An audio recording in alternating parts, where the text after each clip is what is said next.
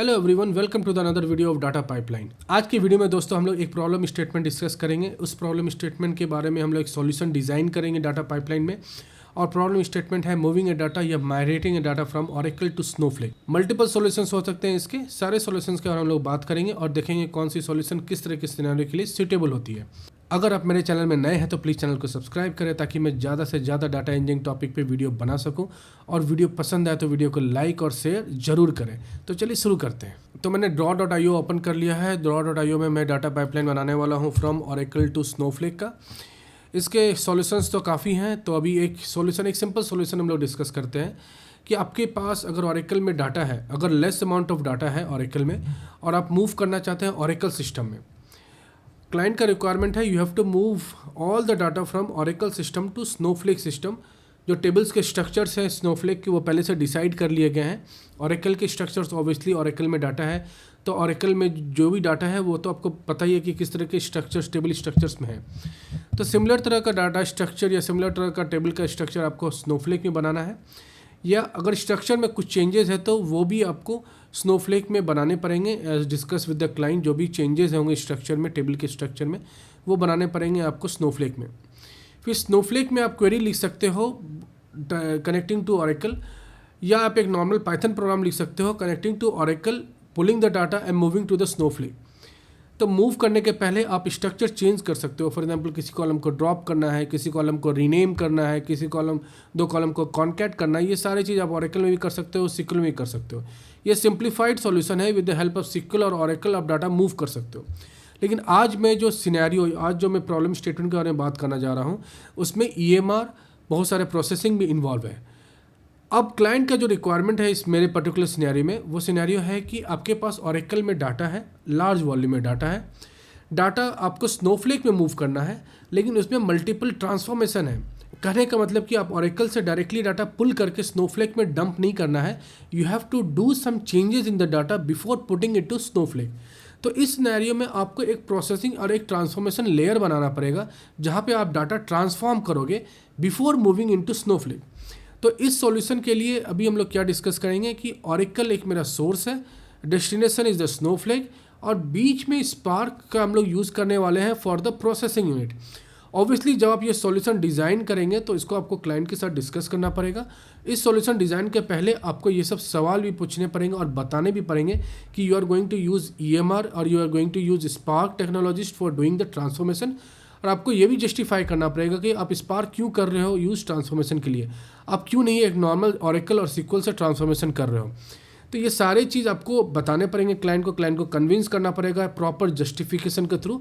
आपको बताना पड़ेगा कि ट्रांसफॉर्मेशन कॉम्प्लेक्स है, डाटा का वॉल्यूम ज़्यादा है, हमारे पास कम समय है पूरे जॉब को कंप्लीट करने के लिए, या we already have a EMR setup, so why don't we use the same EMR status for this kind of things. तो यहाँ पे आपको कॉस्ट ऑप्टिमाइजेशन की भी बात करनी पड़ेगी कि आप स्पेसिफिक इसके लिए EMR सेटअप करने वाले हैं या पहले से EMR सेटअप है उसी को रीयूज़ करने वाले हैं। तो ये सारे कॉस्ट ऑप्टिमाइजेशन चीज़ के भी बारे में आपको बात करना पड़ेगा एज ए सीनियर पर्सन। अगर आपके एक्सपीरियंस 8+ है तो ये सारी चीज़ आप क्लाइंट से इंडिपेंडेंटली बात करोगे और इसकी कंफर्मेशन लेने के बाद ही आप प्रोसेस करोगे। अब इसके सॉल्यूशन की तरफ हम लोग डायरेक्टली आते हैं। तो अभी हम बनाते हैं कि एक ओरेकल सिस्टम मेरे पास है, यहाँ पे एक ओरेकल सिस्टम है। डायग्राम के खूबसूरती पे नहीं जाएं क्योंकि मॉनिटर और मेरे बीच में एक माइक है जिसके कारण से मेरे अलाइनमेंट सही नहीं हो पा रही है डायग्राम की। तो अभी समझते हैं लॉजिकली। तो we have a Oracle database here. तो मैं यहाँ पे टेक्स्ट में लिख देता हूँ ओरेकल डाटाबेस।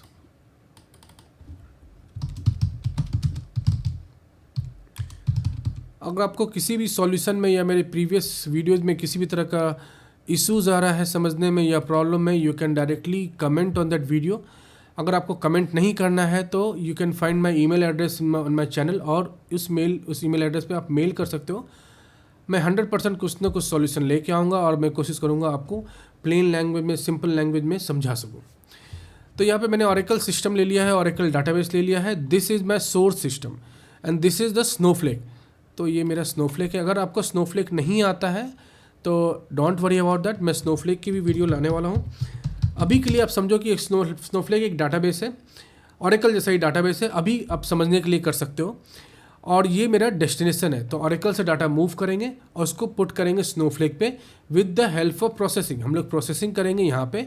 तो यहाँ पे जो ब्लैंक बॉक्स मैंने बनाया है ये मेरा AWS एरिया है और इस AWS में मैं EMR बनाने वाला हूँ। EMR रहेगी जो EMR स्पार्क रन करेगी EMR के ऊपर फॉर द प्रोसेसिंग। तो मैं यहाँ पे टेक्स्ट लिख देता हूँ, this is my AWS environment. जैसे मैंने अपने पुराने वीडियो में कई बार बोला हूँ कि मैं AWS का एग्जांपल इसलिए लेता हूँ क्योंकि मैं AWS में ही काम करता हूँ शुरू से। तो I am more comfortable towards AWS और जितने भी मैंने सॉल्यूशनिंग की है अपने आर्किटेक्चर करियर में वो सारे AWS के ऊपर ही किया है, या अभी भी मैं जो कर रहा हूँ AWS के ऊपर ही करता हूँ। तो ये AWS है और मैं यहाँ पे एक EMR ले लूँगा। Draw.io में एक काफ़ी बड़ा एडवांटेज है, you get all the industry standard जितने भी आइकन्स होते हैं, डायग्राम्स होते हैं। जैसे ये EMR मुझे गूगल से सर्च नहीं करना पड़ा, यहाँ पे आप सर्च करके आप ड्रैग एंड ड्रॉप कर सकते हो। Now we have this EMR, so initially what I will try to do, I will just copy the Oracle data and put it into some place in the S3 bucket in the AWS और उसे मैं raw layer बोलूँगा। जैसे मैंने पुरानी video में बताया था, पिछले वीडियो में, कि डाटा के डिफरेंट लेयर होते हैं। तो जो ब्रॉन्ज लेयर होता है या रॉ लेयर होता है वो मैं यहाँ पे बनाने वाला हूँ, लेकिन मेरे ब्रॉन्ज लेयर में फ़िल्टर डाटा रहेगी। तो कहने का मतलब, अभी मैं यहाँ पे पहले S3 लिखता हूँ, उसके बाद ये चीज़ समझ में आ जाएगी, क्लियर हो जाएगी। तो फॉर एग्जांपल मैंने यहाँ पे S3 बकेट बना दिया। यहाँ पे ये मैं थोड़ा बड़ा कर देता हूँ इस डायग्राम को, इसमें काफ़ी चीज़ आने वाला है।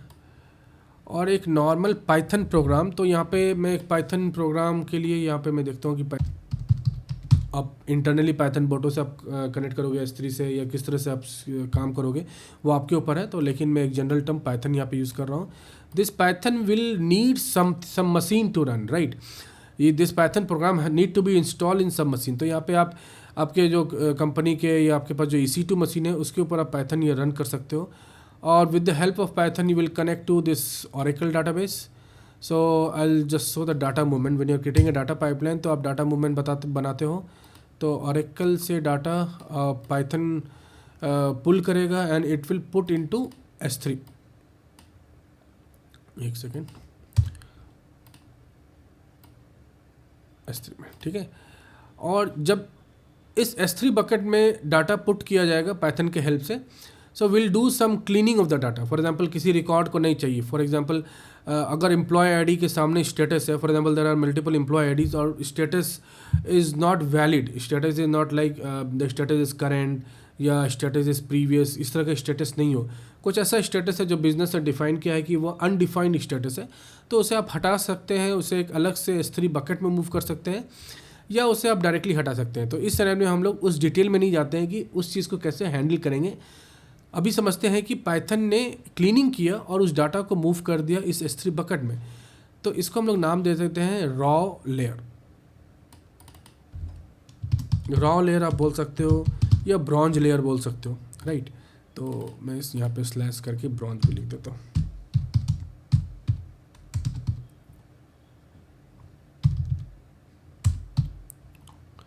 ठीक है ना। ये S3 bucket will be the input to the Spark program which is going to run on EMR. तो we have the EMR here, right? और यहाँ पे we will have Spark.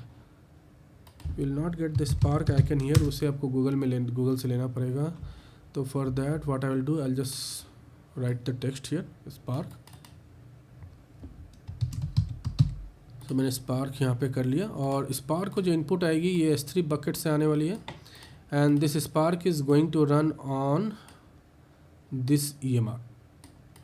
Fine. So what Spark will do, Spark will read the data from the bronze layer, raw layer, this S3 bucket, and it will do some transformation. जितने भी business transformation है, for example group by करना या join करना, for example एक dimension table बना रहे हो, कस्टमर डायमेंशन टेबल बना रहे हो, तो there will be multiple tables in the Oracle system which you are getting it and putting in the raw layer, bronze layer in the S3 bucket. अब customer के information different tables में है, लेकिन you are going to create a dimension table of a customer, meaning a meta data kind of और a master table of a customer. तो customer के नाम होंगे, एड्रेस होंगे, पिन कोड होंगे, उसका करंट स्टेटस क्या है, किस तरह के अकाउंट होल्डिंग है, सारे इन्फॉर्मेशन उस टेबल में चाहिए। तो आपको मल्टीपल टेबल ज्वाइन करके मिलेगा। तो वो सब जितने भी प्रोसेसिंग होंगे, या आप अगर वहाँ पे SD2 लगा रहे हो, SD1 लगा रहे हो, depending on your business requirement, वो सारे रिक्वायरमेंट आप इस स्पार्क में करोगे। जितने भी ट्रांसफॉर्मेशन रिक्वायरमेंट सारे चीज़ आप स्पार्क में करोगे। जितने भी डाटा फिल्ट्रेशन, डाटा कोई सी रिकॉर्ड को रिजेक्ट करना, ये सारे चीज़ आप इस पाइथन में इन्वॉल्व करोगे। तो आप स्पार्क के हेल्प से जितने भी ट्रांसफॉर्मेशन करोगे EMR में। अब यहाँ मैं ये भी कहना चाहता हूँ कि मैंने पाइथन यूज़ किया as a data injection layer कर सकते हो, या डाटा को इंजेस्ट करने का तरीका आप नॉर्मल यहाँ पे स्कूप यूज़ कर सकते हो। आप डायरेक्टली स्पार्क एक प्रोग्राम लिख सकते हो जो डाटा को पुल करेगा, ऑरेकल से will do some cleaning process before dumping the data into the raw और ब्रॉन्ज लेयर। ये these are the choices on you as per the client suggestion, और as per you can convince the client with the proper justification. तो वो चीज़ आप यहाँ कर सकते हो। बहुत कंपनी के केस में क्या होता है कि they have their on inbuilt framework on this Python, तो वो अपने फ्रेमवर्क को रीयूज़ करते हैं। तो they give the justification in that line so that they can reuse this framework. बहुत सारे कंपनी अपने फ्रेमवर्क को सेल करती है क्लाइंट को कि पर्टिकुलर फ्रेमवर्क यूज़ करेंगे ताकि आपका काम फास्ट होगा। तो वहाँ पे इंटरनल प्रोडक्ट को सेल किया जाता है। तो ये सब अलग अलग सिनेरियोज है। बस समझने के लिए, टेक्निकल समझने के लिए you can use Python, you can use spark. So I use Python because a small cleaning process need to be done, so I use Python here. But the transformation are huge when we are doing STD2 logic apply कर रहे हैं, या creating a dimension table by joining multiple tables. तो यहाँ पे हम लोग Spark use कर रहे हैं, that is going to run on this EMR, right? अब इसको मूव करने के बाद then this data will be put into one another S3 bucket, क्योंकि Spark की भी तो आउटपुट होगी। Spark की जो इनपुट है वो रॉ लेयर से होगी। Now it will also have the output, and this I will call as silver layer. So you will have here the output. ये एरो नहीं बन पा रही है मुझसे सही से, तो I will create arrow like this. ये थोड़ी प्रॉब्लम मुझे इसमें होती है एरो के लिए। तो ओके, तो आप समझ लो कि स्पार्क से जो डाटा है इस S3 बकेट में आ रही है, and this is my bronze layer, sorry this is my silver layer. अब आपके पास डाटा क्लीन हो गया, डाटा ट्रांसफॉर्म हो गया, तो इतने सारे काम हो गए आपके S3 AWS में। This act as a transformation layer. Now you have to move this data to Snowflake. अब डाटा, अब ये पूरी जो स्टोरी है अब एक छोटे लाइन में आ गई कि now you have a small unit of problem statement कि moving a data from S3 to Snowflake. There are multiple ways. You can directly use Snowflake copy command, और if you want to have a notification service की जैसे ये डाटा यहाँ पे आएगा, you will have एक AWS notification service that will notify the Snowflake job to start pulling the data from the S3 bucket, और you can schedule the job also. तभी उस डिटेल में नहीं जाते हैं, अभी जाते हैं कि how you will move this S3 data into Snowflake. So you will create some external stages if permissible, और you will use the internal stage and put the S3 bucket line to that stages, and with the help of copy command of the snowflake you will pull the data from the stages to the snowflake table. Snowflake में different stages होते हैं, तीन तरह के stages होते हैं broadly. उस stages के डिटेल हम लोग स्नोफ्लेक के जब क्लास लेंगे, स्नोफ्लेक के जब टॉपिक्स या वीडियोस बनाएंगे तो उसमें उस चीज़ के बारे में बात करेंगे। अभी मोटा मोटी समझने के लिए फॉर ए डाटा पाइपलाइन आप ये समझो कि S3 से we are going to move the data into Snowflake with the help of Snowflake copy command. अभी ये समझो, ताकि एक कमांड है, आप समझो एक कमांड है स्नोफ्लेक में रन होगी, that will point to S3 bucket of the AWS and pull the data into Snowflake tables. Snowflake की भी जो टेबल्स हैं, अगर AWS के ऊपर स्नोफ्लेक रन हो रही है तो obviously that is going to be stored in some of the S3 bucket और some of the storage unit of AWS, but that will be handle, और उसकी जितनी रिस्पॉन्सिबिलिटी होती है वो स्नोफ्लेक के पास है। तो मैं स्नोफ्लेक के डिटेल में नहीं जाना चाहता हूँ इस वीडियो में, तो क्योंकि वीडियो की जो डायरेक्शन है वो चेंज हो जाएगी। वीडियो का मोटो था to build a pipeline from Oracle to Snowflake and doing some transformation in the middle layer. So we have the Oracle system, we have the Snowflake system, we have this transformation layer, ingesting the data with the Python, cleaning the data with the help of Python. Then with the help of Spark, we are doing some transformation, pulling the data from the bronze layer, and the transformation is computed on the EMR cluster, and the output is stored in the silver layer of S3 bucket. Finally, the data from the S3 bucket, the silver layer of the S3 bucket, is moved to the Snowflake. there will be multiple tables in the Snowflake that need to be decided before doing any migration. Migration करने के पहले बहुत सारे pre step लेना पड़ता है, वो मैं अगले वीडियो में बताऊंगा। लेकिन अभी समझने के लिए इस तरह की पाइपलाइन बनेगी। अब जब ये पाइपलाइन आप जब बना देते हो, जब ये सॉल्यूशन आप डिफाइन कर दियो, तो then there will be multiple jobs need to be created, क्योंकि इस पाइपलाइन को ऑटोमेटेड प्रोसेस से रन करना है। To run we have to define multiple jobs, ताकि आप एक्सटर्नल शेड्यूलर जैसे एयरफ्लो, ऑटोसेस, कंट्रोल एम या क्रॉन टैब से भी आप इसको शेड्यूल कर सकते हो, या इंटरनली AWS स्टेप फंक्शन से भी शेड्यूल कर सकते हो। लेकिन यहाँ पे स्नोफ्लेक भी इन्वॉल्व है, ओरेकल भी इन्वॉल्व है, तो it's better you go with either airflow और विद द ऑटोसेस, कंट्रोल एम जो भी आपकी कंपनी में यूज़ होती है। कुछ लोग उसी से भी करते हैं। तो फर्स्ट जॉब, मुझे यहाँ पे जो जॉब दिख रहा है, first job will be moving a data from Oracle to this bronze layer. So in that job Python will be executed, so this is job 1. Another will be running this Spark program, that will be your job 2. And third will be moving the output of this silver layer into Snowflake, that will be job 3. बहुत broadly मुझे 3 तरह के jobs दिख रहे हैं। इस 3 jobs में intermediate jobs भी हो सकते हैं, जो जितने भी डाटा आपके मूव कर रहे हैं उसके चेक करेंगे। कहने का मतलब जितने भी रिकंसाइलेशन प्रोसेस है कि मैंने ओरेकल से डाटा पिक किया और ब्रॉन्ज लेयर में मूव किया, तो my another separate program will check that how many records, like if I have pulled 100 records, so are 100 records getting into the bronze layer? If 100 records are not getting, so then where are that records? Are that records getting filtered out in the Python program? तो उसका reason क्या, justification क्या, उसका threshold set किया जाता है। और उस प्रोग्राम का पर्पस होता है कि डाटा की जितनी भी रिकंसाइलेशन प्रोसेस है उसको करने का। Same when we are moving a data from this bronze layer to silver layer, यहाँ भी एक रिकंसाइलेशन जॉब हो सकता है।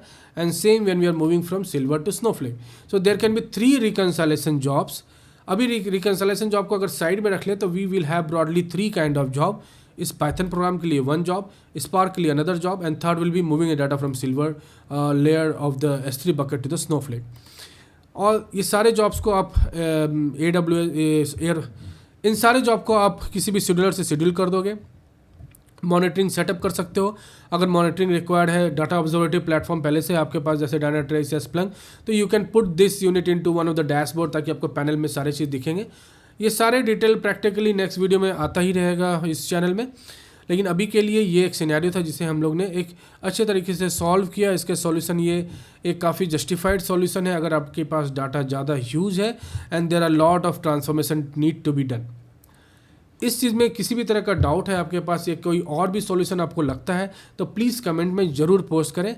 नेक्स्ट वीडियो में मैं और कॉम्प्लेक्स सिनेरियो लेके आऊँगा फॉर द माइग्रेशन, और ये भी बताऊँगा कि क्या क्या स्ट्रेटजी होती है, किस तरह के क्वेश्चंस, किस तरह के एक्सपीरियंस में आप पूछ सकते हैं इंटरव्यू में। जब भी आपको क्वेश्चंस पूछे जाते हैं माइग्रेशन के, तो जिस तरह का आपका एक्सपीरियंस है, फॉर एग्जांपल आपका 3-4 ईयर्स ऑफ एक्सपीरियंस है, तो आपसे किसी और तरह का एक्सपेक्टेशन रहता है। लेकिन आपके पास अगर 10+, 8+ ईयर ऑफ एक्सपीरियंस है तो आपसे एक अलग तरह का माइग्रेशन का एक्सपीरियंस रहता है, और उससे भी ज़्यादा एक्सपीरियंस है तो आपसे ये एक्सपेक्ट नहीं किया जाता है कि आप किस तरह से कोड करोगे, किस तरह से आप कनेक्ट करोगे इस चीज़ को। वहाँ से एक्सपेक्टेशन बहुत और भी सारी चीज़ में होती है, जैसे डाटा गवर्नेंस कैसे इसमें इंक्लूड करना है, सिक्योरिटी कैसे इंक्लूड करना है, इसमें मॉनिटरिंग, डाटा ऑब्जर्वेबिलिटी कैसे देखना है, या डाटा ड्रिफ्ट के केस में हमें कैसे उसे मॉनिटर करना है, और किस तरीके से उस प्रोग्राम को आगे बढ़ाना है या पूरे प्रोसेस को। और ये भी देखना है कि कल कोई इस चीज़ में चेंजेस करना है तो ये चेंजेस कितनी आसानी से हो सकती है। कहने का मतलब जितने भी मॉड्यूल है, जितने भी जॉब है, सारे लूजली कनेक्शन बनाना है सारे जॉब्स को एक दूसरे के बीच में, ताकि किसी भी जॉब में कुछ भी चेंजेस करने पड़े तो पूरे सिस्टम को हटाना नहीं पड़े या पूरे सिस्टम में काफ़ी हेवी चेंजेस नहीं करना पड़े। तो दोस्तों आज के वीडियो में इतना ही रखते हैं। नेक्स्ट वीडियो में आएंगे with the more complex data migration use case, with the more data migration decision making, उसमें क्या क्या सवाल पूछे जाते हैं। तब तक के लिए अपना ख्याल रखें। Do subscribe to my channel and like and share my videos. फिर मिलेंगे नए वीडियो के साथ, तब तक अपना ख्याल रखें। Take care, goodbye and happy learning.